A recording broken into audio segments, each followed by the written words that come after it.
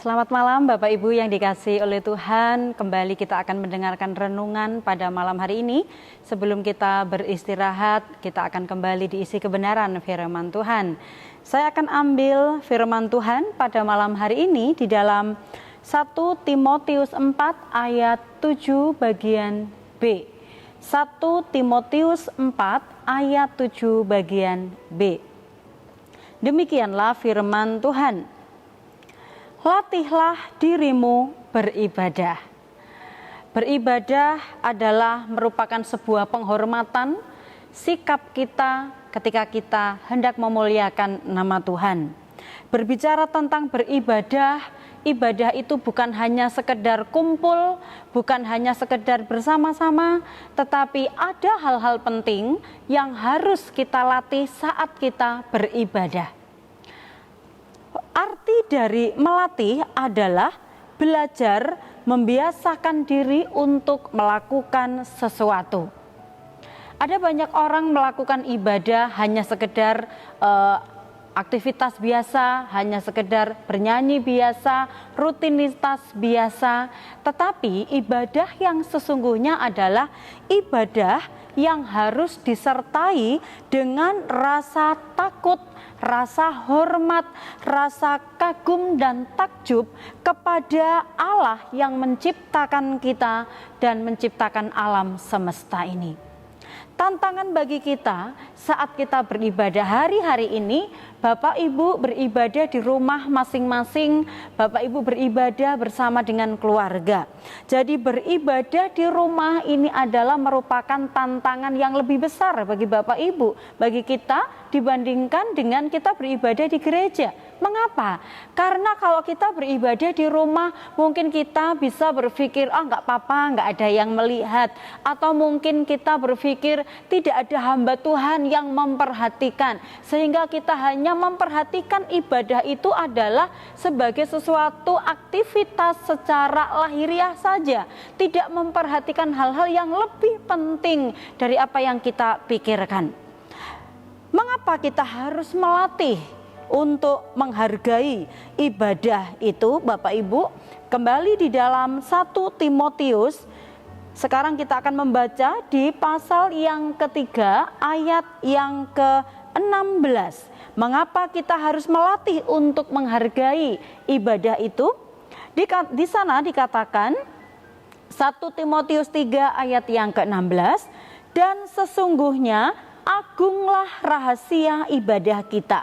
Dia yang telah menyatakan dirinya dalam rupa manusia dibenarkan dalam roh, yang menampakkan dirinya kepada malaikat-malaikat, diberitakan di antara bangsa-bangsa yang tidak mengenal Allah, yang dipercayai di dalam dunia, diangkat dalam kemuliaan. Jadi bahwa ibadah bukan hanya sekedar kita rutinitas, kita hanya bernyanyi bersama-sama, tetapi lebih daripada itu kita mengerti benar bahwa saat kita beribadah ada rahasia yang agung, rahasia yang besar, yaitu kita mengenal Allah yang benar, Allah di dalam Tuhan Yesus Kristus. Yang kedua, mengapa kita harus menghargai ibadah itu? Kalau kembali di dalam 1 Timotius 4 di ayat yang ke-10, di ayat yang ke-10 adalah, itulah sebabnya kita berjerih payah dan berjuang, karena kita menaruh pengharapan kita kepada Allah yang hidup, juru selamat semua manusia, terutama mereka yang percaya. Yang kedua, bahwa untuk kita menghargai ibadah, mengapa kita harus melatih diri menghargai ibadah, adalah karena kita menaruh pengharapan di dalam ibadah itu. Ada pengharapan kepada Allah yang hidup, juru selamat semua manusia. Yang ketiga, di ayat yang ke-8, mengapa kita harus melatih diri untuk menghargai ibadah, adalah di ayat yang ke-8, ibadah kita itu mengandung janji. Mengandung janji untuk hidup saat ini dan juga untuk hidup di masa yang akan datang.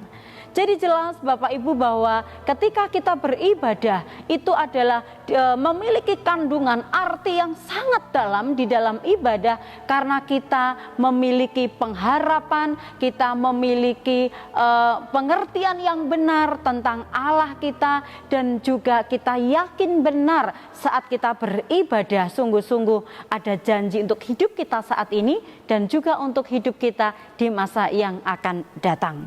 Kalau kita tahu betapa besar rahasia, betapa besar ibadah itu, kandungan di dalamnya, maka bagaimanakah cara kita menghargai ibadah itu akan terlihat dari bagaimana sikap kita menghargai saat kita beribadah.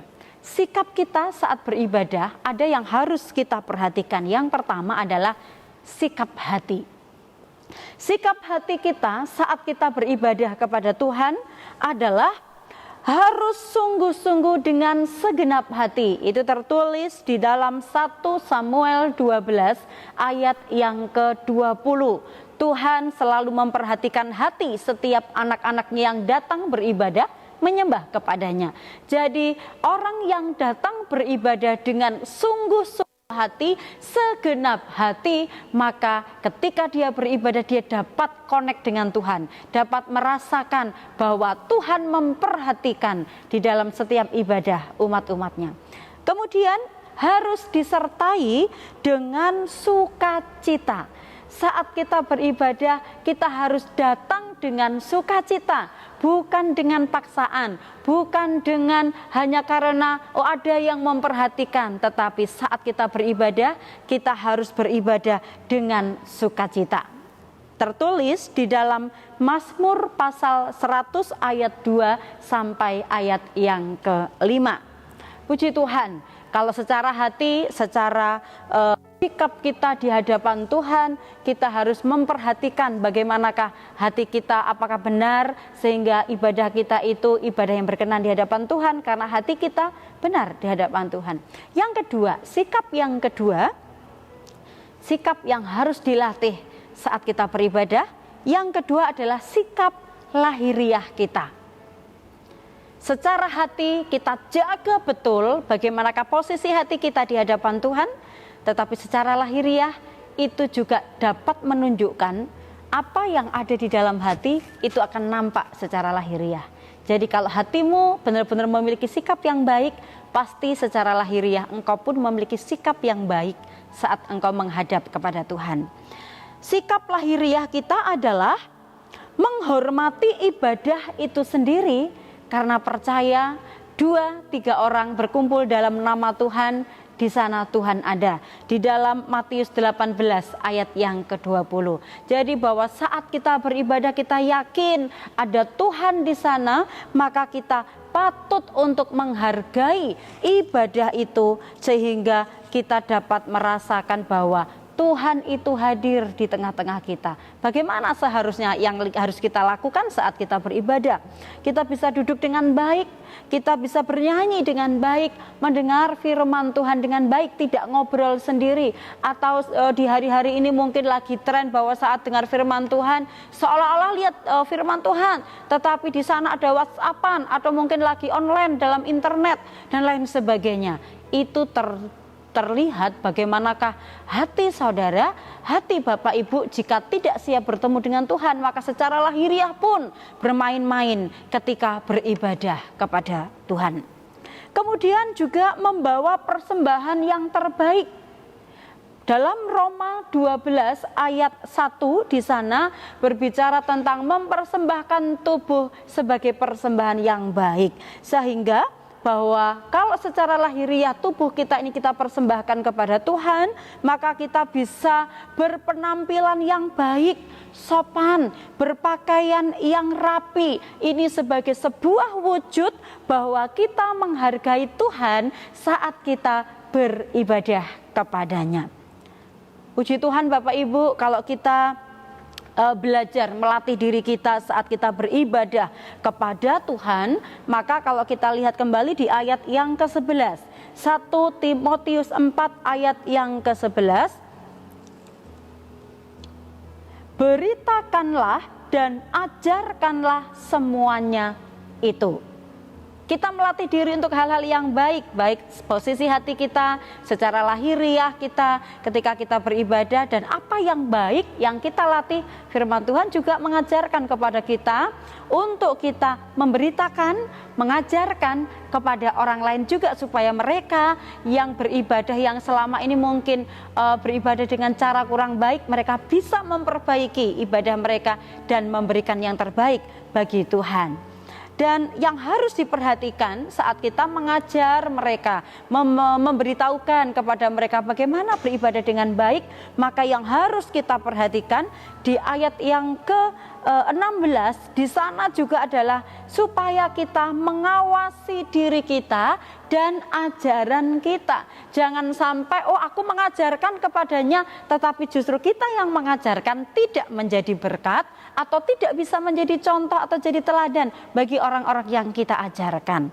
Kemudian juga jangan lalai, itu di ayat yang ke-14. Jangan lalai, apa yang kita ajarkan maka kita pun harus turut mengerjakannya, sama seperti apa yang kita ajarkan kepada mereka. Sambil disertai, yaitu di ayat yang ke-13, tetap bertekun di dalam membaca kitab suci, membangun dan terus dapat mengajar orang-orang yang memerlukan bantuan kita, untuk kita bersama-sama saling membangun di dalam hal rohani ini. Bagaimana supaya hidup kita berkenan di hadapan Tuhan, maka kita rindu bahwa saat saya beribadah, orang lain beribadah, satu keluarga beribadah, sama-sama adalah ibadah yang menyenangkan hatinya Tuhan. Kesimpulannya apa, Bapak Ibu? Kesimpulan kita untuk kita beribadah, maka kita harus menjaga sikap yang baik, dan apa yang baik itu harus terus dilatih. Kalau kita sudah melatih diri untuk beribadah dengan baik, kita harus mengajarkan kepada orang lain juga, sehingga ibadah kita adalah ibadah yang berkenan, disukai oleh Tuhan, juga menjadi berkat. Sehingga di dalam ibadah kita dapat merasakan bagaimana persekutuan dengan Tuhan itu adalah hal yang sangat baik, membangun kehidupan rohani kita yang akan menghasilkan janji dari firman Tuhan untuk hari ini dan untuk kehidupan yang masa yang akan datang. Itulah janji firman Tuhan. Oleh sebab itu kita terus berharap kepada Tuhan supaya di dalam setiap kita beribadah kepadanya, kita berpegang teguh dan memegang kepercayaan kita kepada Tuhan yang benar, Tuhan di dalam Tuhan Yesus Kristus. Haleluya, puji Tuhan. Mari kita akan sama-sama berdoa. Tuhan Yesus, terima kasih setiap kesempatan yang Engkau berikan kepada kami boleh kembali belajar bagaimana kami menghargai saat kami beribadah kepada Tuhan. Saat kami beribadah di rumah, kami pun tetap menghargai, karena di tengah-tengah ibadah keluarga pun Engkau hadir di dalamnya. Ajar kami bersyukur, ajar kami terus berharap, juga menghargai setiap perjumpaan kami dengan Tuhan lewat ibadah, pujian, dan penyembahan kami kepada Engkau, sehingga apa yang kami lakukan semua berkenan di mata Engkau, Tuhan. Terima kasih buat firman Tuhan. Kami sebentar lagi akan beristirahat. Tuhan memberikan damai sejahtera, sukacita, penghiburan, perlindungan Tuhan menyertai kami sepanjang malam hari ini. Di dalam nama Tuhan kami Yesus Kristus, kami terima firman-Mu, mengucap syukur. Haleluya, puji Tuhan. Amin.